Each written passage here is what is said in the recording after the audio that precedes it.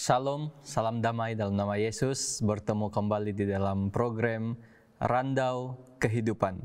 Kita bersyukur karena pada kali ini kita dapat bertemu di studio dan kita dapat juga belajar bersama-sama sekali lagi firman Tuhan. Walaupun di luar sana kita mengetahui banyak perkara yang berlaku termasuk PKP dan juga darurat, tetapi firman Tuhan masih lagi kita teruskan sesi pembelajarannya. Dan pada hari ini saya sangat bergembira karena saya tidak keseorangan. Seperti biasa bersama-sama dengan saya adalah Dr. Gerard, salah seorang pencara di Fakulti Kependetaan Asia Pasifik International University. Kita ada Pastor Brian Scott yang ketika ini melayani di Hope Channel Southeast Asia. Kita ada Pastor Minsun yang juga seorang penuntut di Asia Pacific International University dalam jurusan kependetaan. Apa kabar para panel sekalian? Luar biasa hebat. Puji Tuhan. Pada hari ini kita sudah memilih satu topik yang akan kita bincangkan, yaitu cara yang sukar. Ini adalah topik ataupun kesinambungan daripada pelajaran minggu lalu. Dan kita masih lagi akan menyentuh buku Yesaya karena itulah tumpuan kita sepanjang kuartal ini. Dan pada hari ini kita akan coba melihat di dalam Yesaya pasal yang ke-7 dan juga pasal yang ke-8. Sebelum kita lanjut, saya senang sekali untuk mengajak kita semua tunduk kepala dan kita minta Pastor Brian pimpin dalam doa pembuka. Mari kita berdoa. Bapa di surga, sekali lagi Tuhan, kami meninggikan nama Tuhan, kami membawa korban syukur kami dan mengangkat Yesus sebagai Tuhan di atas kehidupan kami. Dan kami pada hari ini Tuhan merendahkan diri kami dan hati kami di hadapan Tuhan, memohon agar kuasa Roh Kudus Tuhan akan memenuhinya, menguasainya, dan menuntun kami agar segala firman Tuhan yang akan kami bahaskan pada kali ini akan membawa berkat yang terindah untuk kehidupan kami, mendorong kami, menguatkan kami, dan meneguhkan kami di dalam iman kami kepada Yesus Kristus. Dan kami sangat bersyukur Tuhan karena Engkau telah pun memberikan kami pencerahan dan juga tuntunan melalui firman Tuhan ini. Dan biarlah firman ini akan terus menjadi panduan di dalam kehidupan kami dan juga dapat menjadi berkat untuk memberikan kami makanan rohani yang akan meneguhkan kami di saat kami berhadapan dengan masa-masa kesukaran yang sedang melanda seluruh dunia pada masa kini. Terima kasih Tuhan karena mendengar dan menjawab doa kami. Kami doakan dalam nama Yesus yang telah menjadi juru selamat dan penebus kami. Amin. Amin. Terima kasih Pastor Brian sudah memimpin dalam doa pembuka. Sebelum kita lanjut, saya ingin sekali mengajak kita membaca ayat di dalam kitab Yesaya 8 ayat yang ke-17. Saya bacakan di sini. Dan aku hendak menanti-nantikan Tuhan yang menyembunyikan wajahnya terhadap kaum keturunan Yakub. Aku hendak mengharapkan Dia. Daripada ayat ini kita mengetahui bahwa pengharapan yang terbesar adalah Tuhan. Kalau kita lihat di dalam pelajaran yang lalu, ya, para panel sekalian, kita melihat bahwa kedegilan Raja Ahaz untuk menerima offer daripada Tuhan, yang mana pelawaan ataupun offer daripada Tuhan itu sebenarnya untuk membebaskan Ahaz dan juga kerajaannya daripada ancaman di sekeliling. Tuhan mau lakukan sesuatu untuk raja itu, tetapi kita lihat di dalam pasal yang ke-7 itu ceritanya bahwa Ahaz sendiri menolak offer yang begitu baik daripada Tuhan. Dan kita lihat dengan penghakiman ini diberikan karena keengganan Raja Yehuda untuk mempercayai pembebasan yang datang daripada Tuhan. Ketika negara itu menghadap serangan dari pasukan ataupun bangsa Aram dan Israel, kita lihat apa yang berlaku. Tuhan berbicara melalui Yesaya, menasihati agar tidak merasa takut kepada Rezin dan Pekah atas banyak sebab. Tuhan juga sebenarnya sudah bagi sign kepada Raja Ahaz, tidak payah takut, jangan takut. Tuhan mengatakan rancangan mereka tidak akan membuahkan hasil. Di dalam Yesaya 7 ayat 5 hingga yang ke-7. Dan Yesaya 7 ayat 16 juga mengatakan rancangan ataupun kerajaan mereka akan ditinggalkan. Kita lihat bahwa Tuhan sudah sediakan yang baik untuk Raja Ahaz. Tetapi karena keegoan raja ini, kita boleh katakan dia telah berhadapan dengan ataupun menghadapi masa yang begitu sukar di dalam pemerintahan dia. Ada sesuatu yang menarik kita boleh lihat di dalam pelajaran pada hari ini. Ada satu nama, yaitu Immanuel. Saya percaya kita semua tahu, sebut saja pasal Immanuel, oh Yesus. Tetapi di dalam pelajaran ini, pada hari ini kita mau coba mengetahui siapa Immanuel sebenarnya di dalam perjanjian lama menurut buku Yesaya. Dan langsung kalau kita lihat dalam Yesaya 7 ayat 15 ada disebut mengenai dadi dan madu dalam ayat itu. So kita mau tahu siapa Yesaya menurut buku, siapa Immanuel, maafkan saya, siapa Immanuel di dalam buku Yesaya dan juga maksud Yesaya 7 ayat 15 itu. Immanuel, kita semua tahu apa maksudnya. Tuhan beserta kita. God is with us. Nama ini ditemui di sini sebagai tanda yang dinyatakan oleh Tuhan kepada Ahaz. Tanda yang diberikan ini bukanlah satu tanda yang baik bagi Ahaz sebenarnya, sebab tanda ini menyatakan kepada dia bahwa sebelum pun anak ini tahu melakukan sesuatu, Israel dengan Aram itu akan tidak ada lagi. Walaupun itu menjadi satu yang menarik bagi kita pada hari ini, dan bagi Ahaz mungkin ini sesuatu yang menggembirakan, sebab mereka juga akan tidak akan dapat menyerang Juda, tetapi kemudiannya kita melihat bahwa Judah juga akan mendapat akibatnya disebabkan pilihan yang salah daripada Ahaz. Now, apa maksud Immanuel menurut Yesaya? Kita banyak perdebatan sebenarnya mengenai Immanuel ini. Dia mengatakan bahwa Immanuel ini adalah salah satu daripada anak Yesaya. Dan anak Yesaya mungkin ada 3 orang katanya. Sebab yang pertama itu adalah Shear-Jashub, yang satu lagi Maher-Shalal-Hash-Baz. Dan ini yang kita lihat sebagai nama yang confirm sebagai anak Yesaya. Dan satu ini adalah Immanuel. Now, bagi yang percaya bahwa ini adalah salah seorang daripada anak Yesaya, kita boleh melihat paralel dia, kesamaan, keselarian dia antara Immanuel dengan Maher-Shalal-Hash-Baz. Now, antara semua anak-anak ini, antara semua tanda-tanda yang diberikan ini, semuanya adalah anak-anak Yesaya. Yang pertama, Shear-Jashub, anak Yesaya, sebagai tanda juga. Maher-Shalal-Hash-Baz, anak Yesaya, tanda juga. Dan ini juga sebagai tanda Immanuel. Dan ini antara yang boleh kita lihat sebagai, kalau yang 2 itu adalah tanda, ini juga mungkin adalah tanda yang berlaku pada masa itu. So, mereka mengatakan, yes, probably this is salah seorang daripada anak Yesaya. Dan ada persamaan dia antara Immanuel dengan Maher-Shalal-Hash-Baz. Sebab Immanuel, sebelum pun anak ini tahu melakukan sesuatu, Israel dengan Aram akan di-abandon. Demikian juga Maher-Shalal-Hash-Baz. Sebelum anak ini tahu memanggil nama ibu bapanya, bapa, mama, Syria ataupun Aram, Aram dan Israel juga sama juga kesan dia. So ada persamaan antara Immanuel dan Maher-Shalal-Hash-Baz.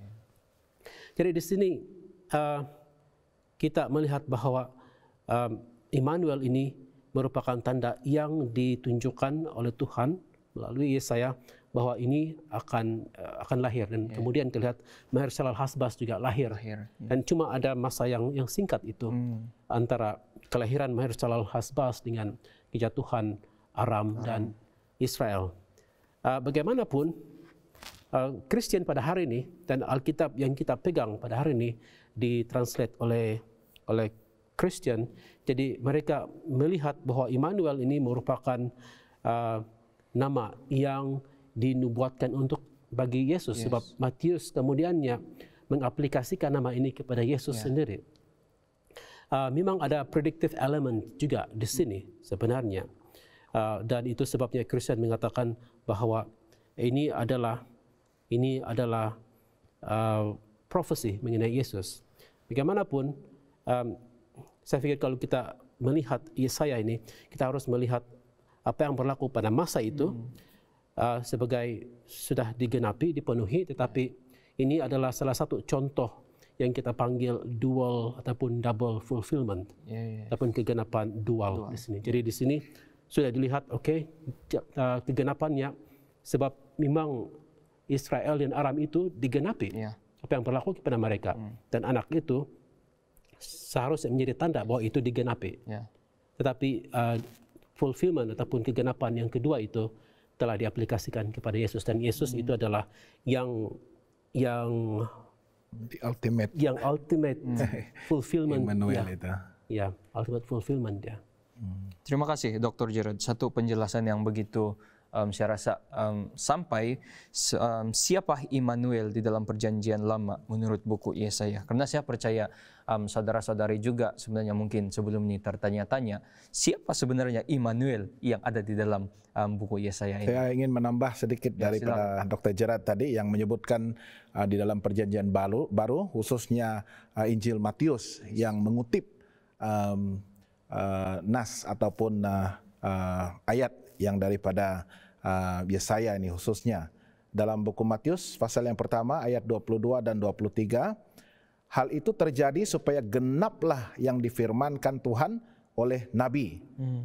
Sesungguhnya anak darah itu akan mengandung dan melahirkan seorang anak laki-laki, dan mereka akan menamakan dia Immanuel, yang berarti Allah menyertai kita. Saya lihat ini lebih kepada konsep, lebih kepada prinsip di dalam nama Immanuel itu sendiri. Sama ada Immanuel dalam perjanjian lama yang digenapi pada masa Yesaya, dan Immanuel yang agung itu konsepnya bahwa Allah akan tetap bersama-sama dengan kita, bukan sahaja di dalam penggenapannya di dalam pribadi Yesus di perjanjian baru itu, tetapi sepanjang masa sebenarnya.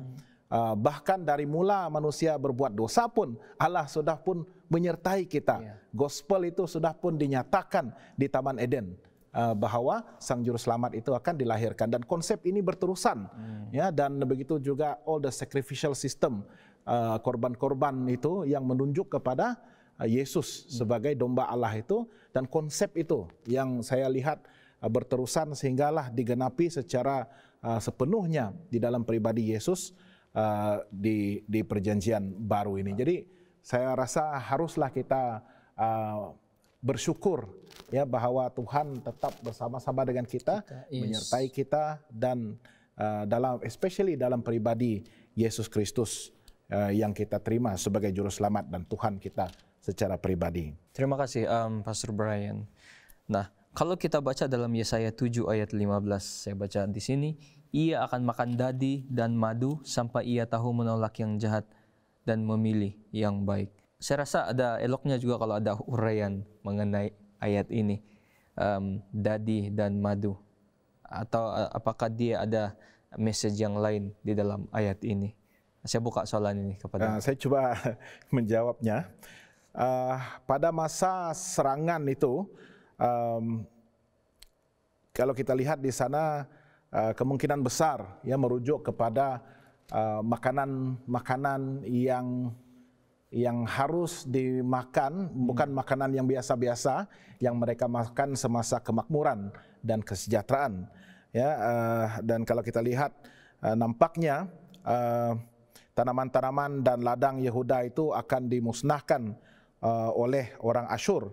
Kalau kita baca dalam Yesaya 7 ayat 23 hingga 25 yang mengatakan pada hari itu setiap tempat di mana biasanya tumbuh 1000 pohon anggur dan yang berharga 1000 shikal perak akan menjadi tempat putri malu dan rumput.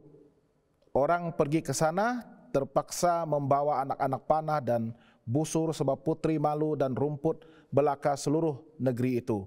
Dan engkau tidak berani pergi ke segala lereng gunung yang biasanya dicangkul karena takut akan putri malu dan rumput. Di situ hanya lembu dan domba akan berkeliaran. Jadi nampaknya keadaan sewaktu serangan itu tidak lagi sama seperti sedia kala di mana mereka boleh menikmati makanan-makanan yang biasa. Jadi apa yang saya rasa dimaksudkan di sini adalah mereka dipaksa untuk mengamalkan gaya kehidupan pemakanan orang-orang nomad, makanan-makanan darurat ya, yang kita kalau kita dapat kembali kepada zaman-zaman pendudukan Jepun dahulu. Ya, jadi mungkin kemungkinan besar madu dan dadih ini adalah makanan yang sederhana, yang ringkas, walaupun mereka tidak memiliki cukup makanan pada waktu itu, tetapi apa yang penting adalah mereka masih dapat melangsungkan kehidupan mereka dan Tuhan tetap menyediakan bagi mereka. So itulah makanan yang saya percaya digunakan, the term itu symbolically ya, melambangkan makanan-makanan yang ringkas dan sederhana dan bukan seperti yang selalunya. Terima kasih Pastor Brian atas penjelasan di dalam Yesaya 7 ayat 15 itu. Karena saya lihat ia juga ada kaitan dengan the sign of Immanuel sebenarnya. Kalau kita lihat ayat-ayat sebelum itu.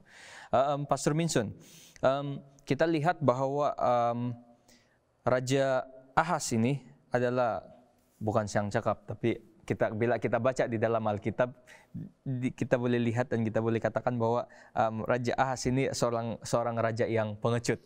Dia seorang yang pengecut dan dia bukanlah raja yang beriman. Kabar baik daripada Tuhan adalah Syria dan Israel dihapuskan. Itu kabar baik pada waktu dia menjadi raja.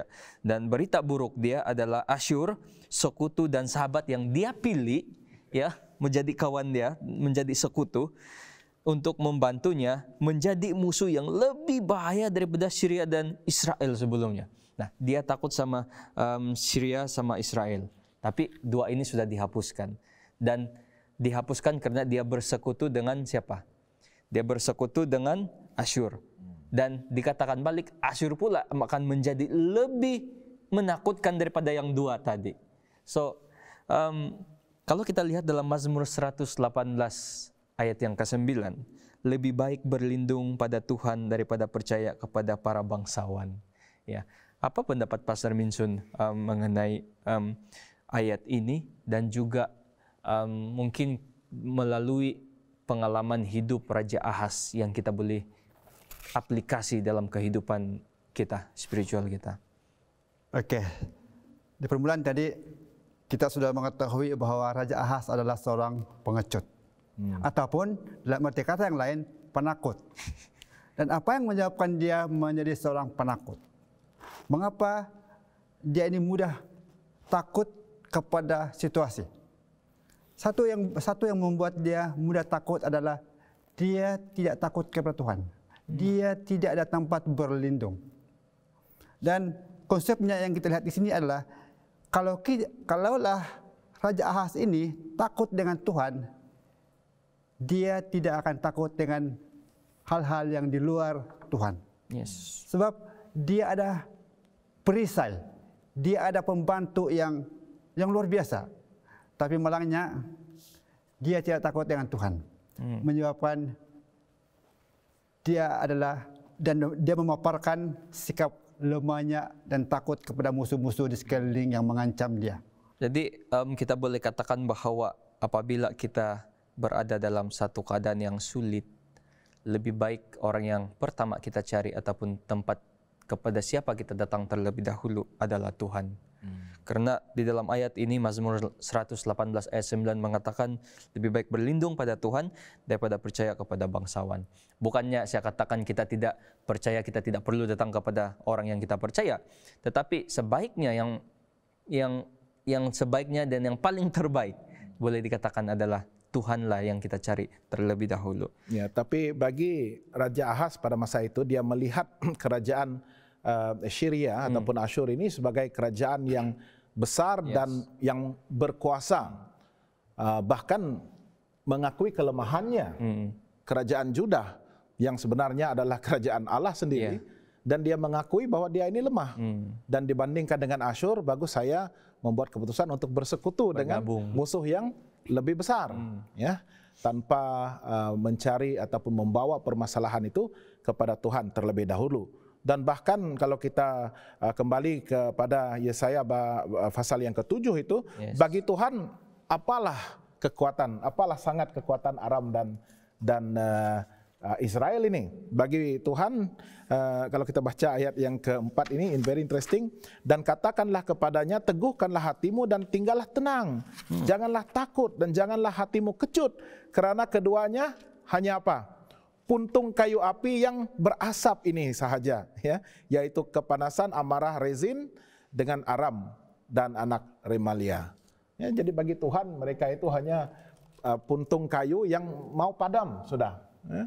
Asap yang sedikit masa lagi akan malap dan padam.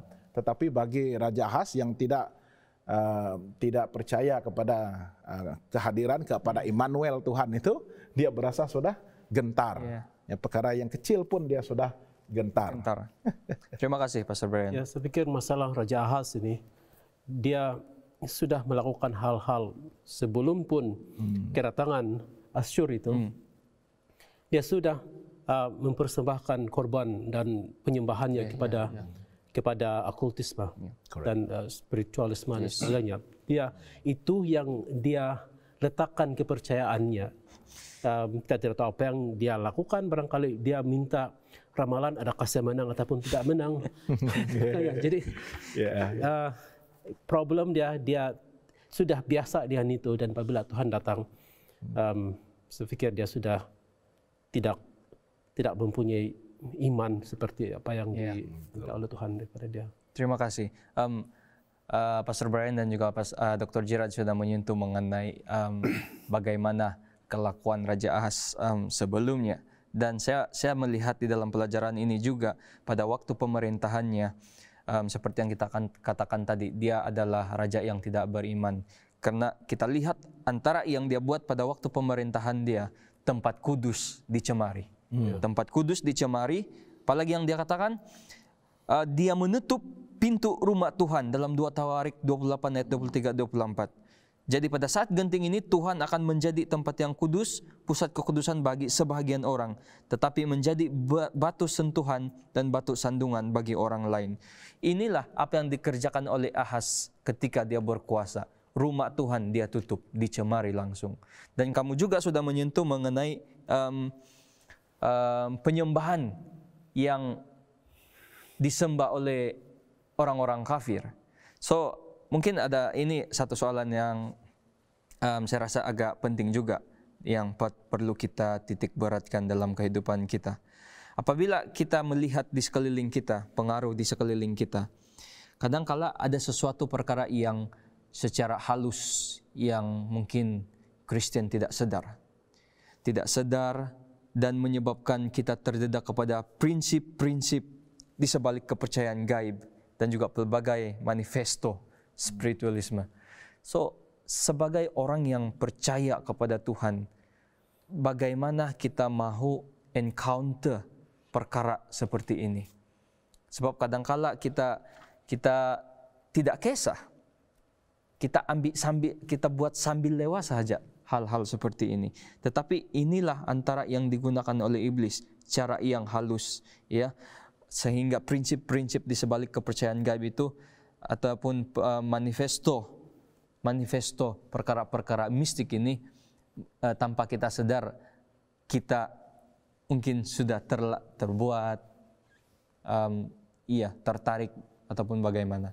So mungkin kita minta Pastor Minjun, saya percaya dia ini ada banyak pengalaman mengenai hal-hal seperti ini.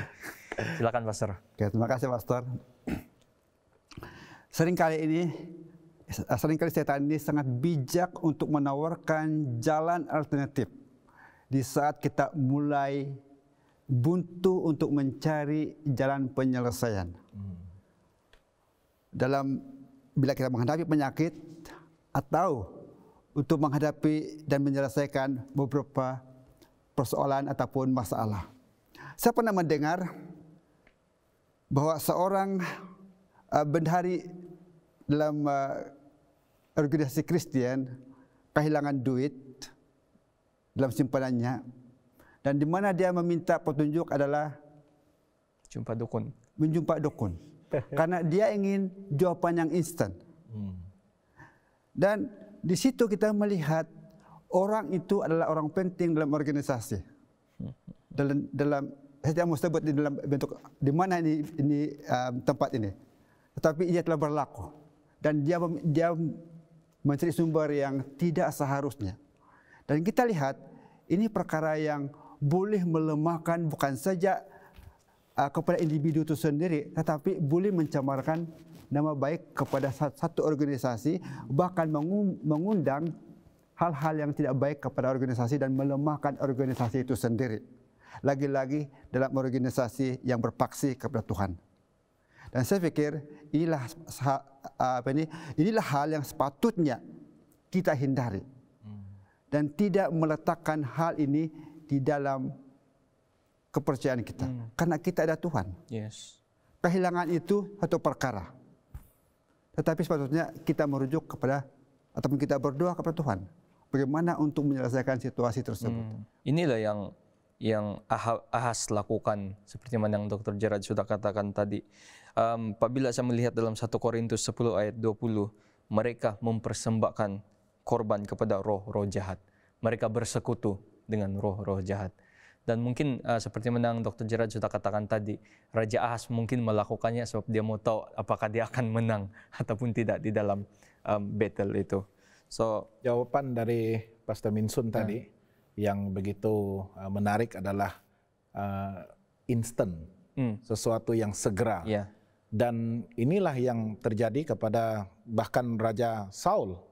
Dia maukan sesuatu yang instan, dan dia sanggup untuk meminta bantuan daripada ahli bomoh ataupun dukun ini. Apa yang saya lihat menarik dalam kemurtadan Ahas ini, kalau kita baca dalam 2 Raja-Raja pasal yang ke-16 ayat 10 hingga 18 ini, sepatutnya gereja ataupun kerohanian, sistem the spiritual institution pada masa itu boleh melakukan semak imbang kepada kerajaan Ahas sendiri. Contohnya Uraya sebagai imam, mungkin kemungkinan besar dia adalah imam besar. Tetapi apabila Ahas memerintahkan untuk melakukan seperti yang dia minta, bahkan untuk mengalihkan the level pembasuhan di bait Allah itu pun dia lakukan. Ayat yang ke-16, lalu Imam Uria melakukan tepat seperti yang diperintahkan Raja Ahas. Jadi di sini kita lihat bahwa gereja itu sudah tidak lagi mempunyai fungsi untuk memberikan nasihat dan pimpinan kepada raja itu sendiri. Sebagai sebuah kerajaan yang sebenarnya Raja Agung mereka adalah Tuhan sendiri, seharusnya mereka memiliki satu iman yang sama, satu kepercayaan yang sama, satu pegangan yang sama, dan berpusat kepada sanctuary, sistem di dalam Ka'bah itu sendiri. Tetapi Ahas ini sudah pun menentang Tuhan secara terus dengan melakukan pelbagai jenis perubahan di dalam sistem Ka'bah itu, dan imam besar tidak mempunyai keberanian bahkan kuasa pun untuk menegur dan memimpin raja itu. Jadi ini pun satu permasalahan yang saya lihat, dan kemungkinan besar ianya boleh terjadi kepada kita pada masa ini, di mana gereja hilang fungsinya, ataupun karena kedegilan dan hati batu itu kita tidak mau membuka untuk menerima pun teguran daripada gereja, ataupun kepimpinan gereja sendiri pun sudah mulai menyerah dan berkompromi dengan apa yang diminta oleh seseorang pemimpin. Betul. Terima kasih Pastor Brian, insight yang begitu baik dan membantu. Juga kita dapat lihat sebenarnya begitu penting fungsi gereja ini. Dr. Gerard, Anda ada tambahan? Saya cuma berpikir kadang-kadang kita juga memerlukan gereja untuk straighten ataupun meluruskan kita punya attitude kadang-kadang dari segi merisik-risik kuasa lain selain daripada Tuhan. Seperti cerita Pastor Minson tadi. Tetapi ada juga yang berlaku ini dalam gereja kita sendiri yang walaupun dia sudah lama dalam gereja, tetapi kita tahu dia masih lagi memegang sesuatu, jimat barangkali. Saya pikir kita harus meluruskan ini sebab selagi itu berada dalam gereja, dan ini kita mau tekankan juga, selagi itu dalam gereja, selagi itulah kita punya kesetiaan kepada Tuhan terbelah bagi, dan Tuhan tidak mau kita sama ada ini ataupun itu. Tuhan mau dia holy kepada Tuhan. Itu kita perlu tekankan. Terima kasih Dr. Gerard, dan terima kasih juga kepada Pastor Brian dan juga Pastor Minsun di atas sharing, perkongsian, ide, pendapat yang sudah diberikan sebentar tadi. Kita percaya bahwa melalui cerita pengalaman Raja Ahaz ini, dia dapat membantu kita bagaimana sebenarnya kehendak Tuhan, bagaimana kita harus merespon pertolongan ataupun offer daripada Tuhan itu sendiri.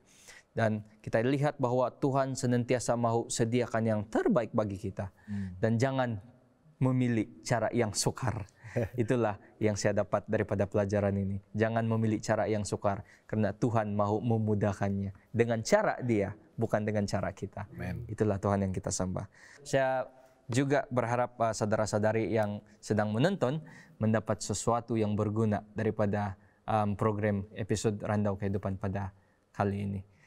Sebagai doa penutup, saya senang sekali mau mengundang Pastor Minsun untuk pimpin kita di dalam doa penutup. Bapa di surga, kami bersukacita dan berbahagia karena berkesempatan untuk berbincang isu-isu yang sangat menarik dalam perbincangan Sahabat ini, dan biarlah memberikan kami pengertian yang dalam dan membuka minda kami supaya kami jangan tersesar daripada kebenaran Tuhan, dan biarlah jejak kaki kami terus melangkah dalam kebenaran-Mu untuk meletakkan Engkau di hadapan kehidupan kami dengan tepat dan benar. Oh Tuhan, terima kasih atas tangan Tuhan yang sentiasa menarik kami dan membawa kami hidup damai dalam Engkau. Dan tolong kami Tuhan supaya jangan kami menolak segala tawaran Tuhan yang istimewa kepada kami, agar kami Tuhan mendapat warisan daripada janji Tuhan yang benar kepada kami. Bapa di surga, terima kasih atas kesempatan ini, dan biarlah berkat ini dapat kami kongsi bersama dengan pendengar-pendengar dimanapun mereka berada pada waktu ini. Oleh itu Tuhan kami mohon dan serahkan doa ini dalam nama Tuhan Yesus Kristus yang berkuasa dan ajaib. Amin. Amin. Terima kasih Pastor Minsun dan juga panel yang lain. Saudara-saudari, jangan lupa kita akan bertemu kembali di dalam program Randau Kehidupan di episode yang akan datang. Jangan lupa, nantikan episode nanti. Tuhan memberkati.